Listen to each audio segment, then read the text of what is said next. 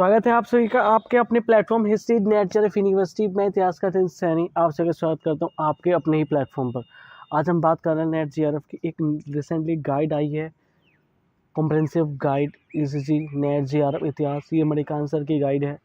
इस बारे में हम डीपली एनालिसिस करेंगे इस वीडियो में और अदर बुक से भी कंपेरिजन करेंगे। यहाँ जितनी बुक्स हैं कि आपके लिए बेस्ट हो सकती है या फिर आपके इसके अलावा बेस्ट ऑप्शन है मार्केट में, आप परचेज कर सकते हैं। तो बने रह सकते हैं इस वीडियो मेरे साथ। मैं इतिहास का दिन सैनी।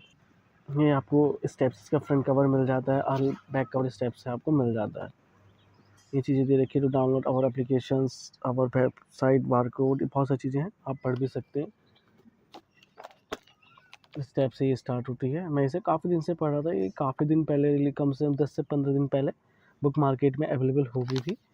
तो ज़्यादा रोज़ एक चैप्टर के एनालिसिस किया मैंने अच्छे से, तो ये आप पढ़ सकते हैं। बात करते हैं इसके अंदर कैसे कैसे ये आपके लिए हेल्पफुल रहेगी। ये आपको परचेज ही नहीं करनी चाहिए, आप क्रिटिकल भी बताऊंगा। ये इसकी विशेष सूची है। स्टेप्स आपको मिल जाते हैं। इसमें आपके जो मेनली पेपर हैं विविध, इसमें 361 तक आप देख सकते हैं। अब स्टेप्स इसमें 455 पेपर हैं टोटल। फिर अभ्यास प्रश्न पत्र आपके 455 में चलते हैं। इतिहास लेखन में शोध प्रविधि, आप ये जितने भी हिस्टोरियंस हुए हैं उन सब के यहाँ पे कोड यहाँ पे दे रखे हैं। स्टेप से आप पढ़ सकते हैं। भी काफ़ी अच्छा लिखा गया है, लेकिन मैं आपको अपना क्रिटिकल व्यू लास्ट पे बताऊंगा कि आपको परचेस करनी है नहीं करनी है, क्या ये हेल्पफुल रहेगी आपके लिए। ये बुक आपको 550 रुपये इसका MRP है। ये इसका लेटेस्ट एडिशन ही है। ये मेरे को 450 रुपये की मिली है। तो इस टाइप से आप क्वेश्चंस अच्छे से, ये वाला चैप्टर भी आप काफ़ी अच्छे से पढ़ सकते हैं। फिर अपना आप भी जज करना।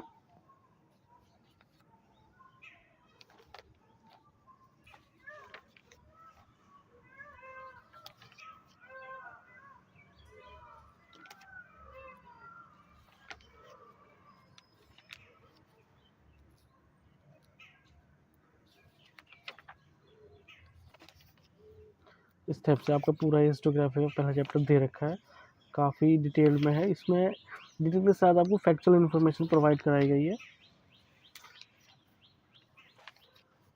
फिर ये आपके आगे सेकंड सोर्सेज के बारे में यहाँ लिख रखा है। फिर ये यहाँ पर हिस्टोरियंस के संबंध के बारे में, यहाँ पे हिस्टोरियन के जो कोट्स हैं, इतिहास को किसने क्या कहा है, ये आ गए। फिर ये आपकी ये पुस्तकें हैं जो मोस्टली एग्ज़ाम में पूछ ली जाती हैं।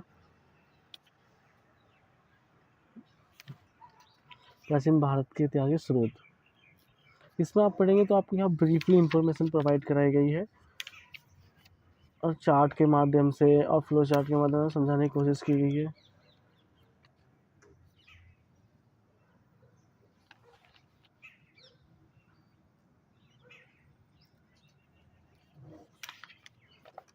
काफ़ी छोटे आप ये पढ़ सकते हैं। मेन चैप्टर आपका इसलिए यहाँ से स्टार्ट होती है बुक, जो इतनी भी आपके पास होंगी।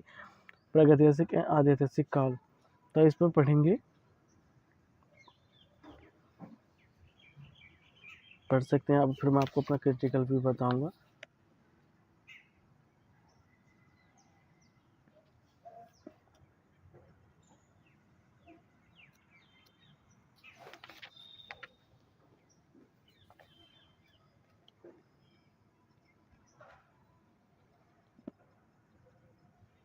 मैं बता दें इसमें साइट्स के नाम बहुत कम दे रखे हैं, जैसे कि अभी एक क्या जितने भी यहाँ पे नपाषाण मध्यकालीन उनकी साइट्स काफ़ी कम दी गई हैं। जैसे कि आप पढ़ सकते हैं गुफरान। नेट जेआरएफ में भी जो 28 अभी आपका एग्जाम हो रहा है दिसंबर 28 फरवरी को, उसमें ये क्वेश्चन आया था गियाक एवं क्यारी कौन सी साइट्स, ये किस क्षेत्र की साइट्स हैं, उसका नाम लिख के उसमें आपको टिक करना। लद्दाख की साइट्स थी ये। तो इस टाइप से इसमें साइट्स के बारे में, मतलब ये जो बुक है बेसिकली एक बेसिक किताब है। ये सिर्फ एक बेसिक बुक है। ये आपको सिर्फ एक आउटलाइन बनाएगी आपके माइंड में। इससे पढ़ के कोई बच्चा नेट तक भी नहीं कर सकता, जो मेरा खुद का अनुभव है। इसमें बहुत ज़्यादा सिर्फ इजी कॉन्सेप्ट दिए गए हैं, क्योंकि आज रिसेंटली जो आपका एग्ज़ाम होता है अभी रिसेंटली 16 जून को, तो उसका रिजल्ट भी आ गया है। तो उसके अकॉर्डिंग मैं बुक को देख रहा हूँ, तो उसके अकॉर्डिंग बिल्कुल ये है नहीं।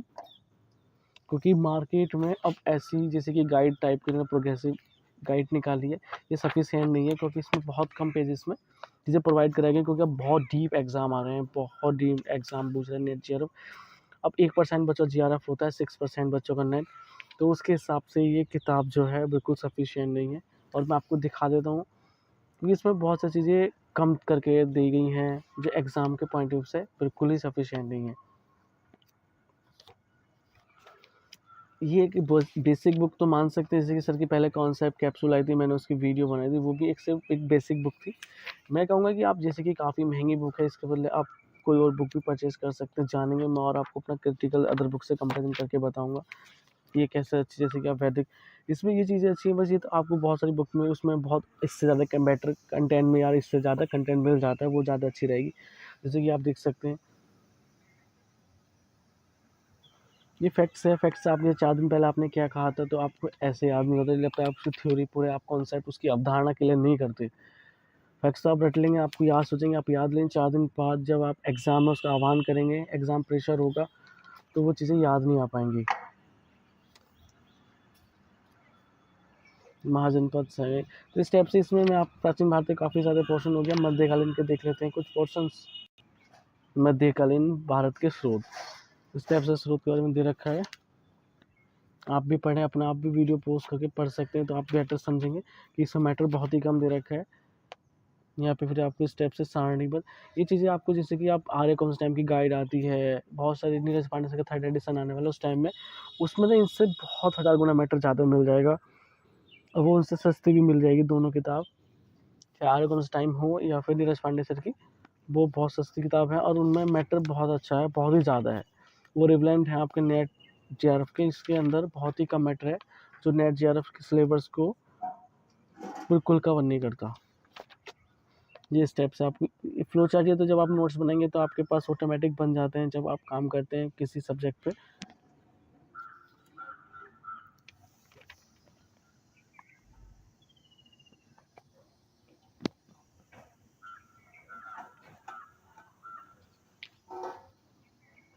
ये स्टेप्स आप ये पूरा दिल्ली सल्तनत दे रखा है, आप भी खुद देखें पढ़ के, सर मैटर बहुत कम है। और एग्ज़ाम जैसे आ रहे हैं आज के टाइम, बहुत सारे बच्चे से पूछेंगे, उनका देख वो बताते हैं कि हमारा जो second paper main paper history था, उस पर बहुत डिफ़िकल्टी लेवल, बहुत कॉन्सेप्टल, कि आपको बहुत सारी चीज़ें पता है जब आप क्वेश्चन को क्रैक कर पाएंगे, अन्यथा आप किसी क्वेश्चन को अटैम्प्ट ही नहीं कर पाएंगे।